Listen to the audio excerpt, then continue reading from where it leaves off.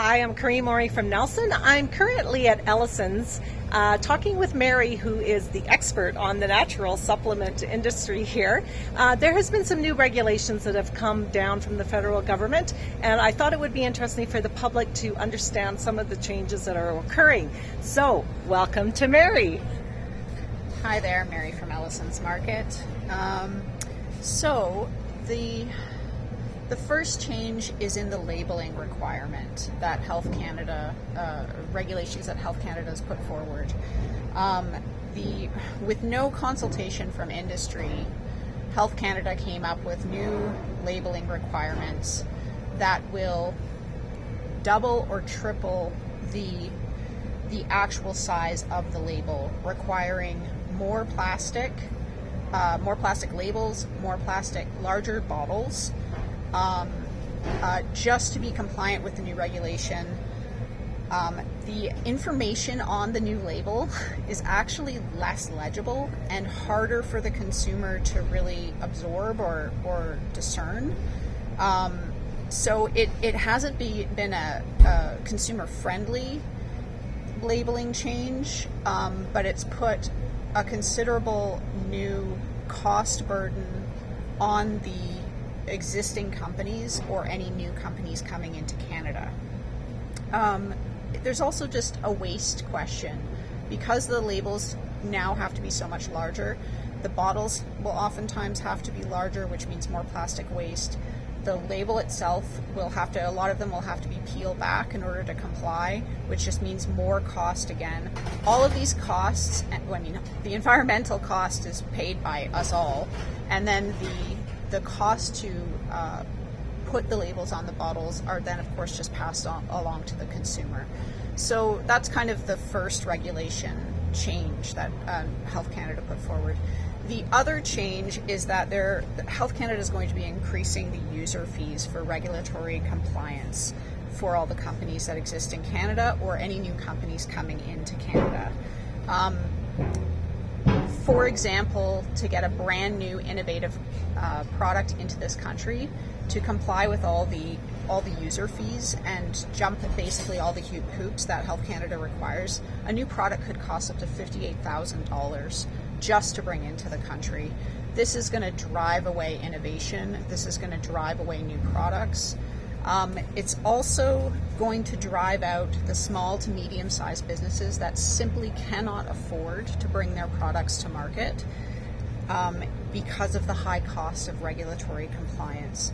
So the very large supplement companies will likely be able to comply with a lot of these regulations, but the smaller companies just won't be able to compete. So that's going to mean less selection for the consumer, less innovation, more of a monopoly on the market with the larger companies, which doesn't end up, it drives up costs, it drives down variety. So those are all problems. The other problem with the driving up of costs for all these things, for the increased label size, for the user fees, is that ultimately all of those costs get passed along to the consumer, and that means lower income people or mid-level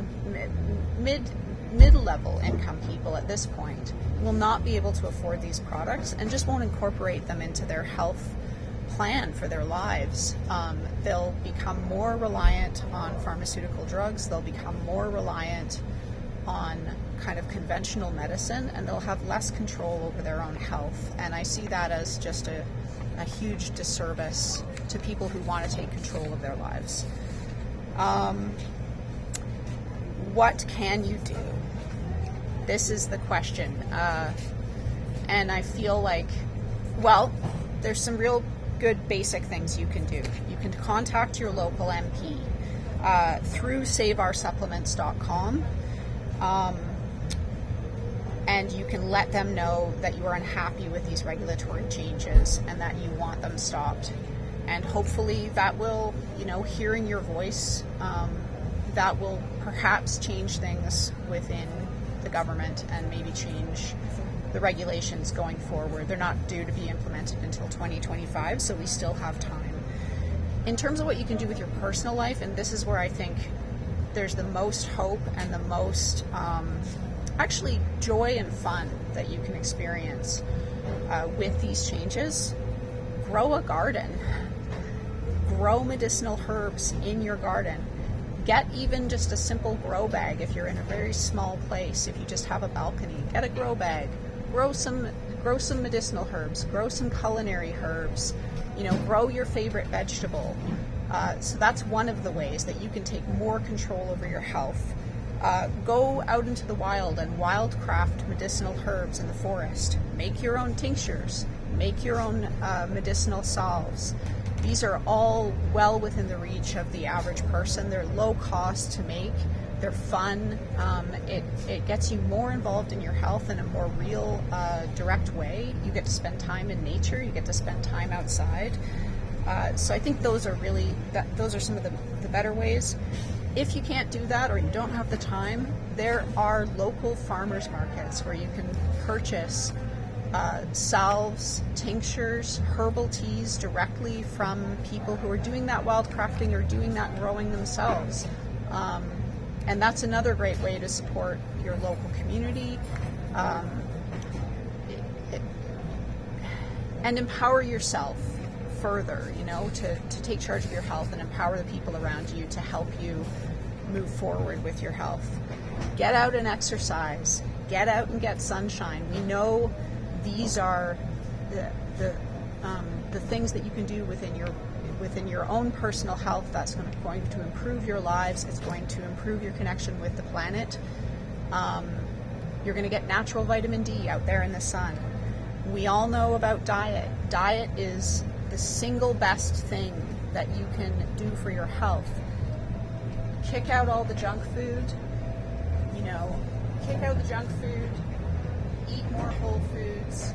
Eat your vegetables. Eat healthy animal proteins. That's well within your power. Get clean air. Get clean water.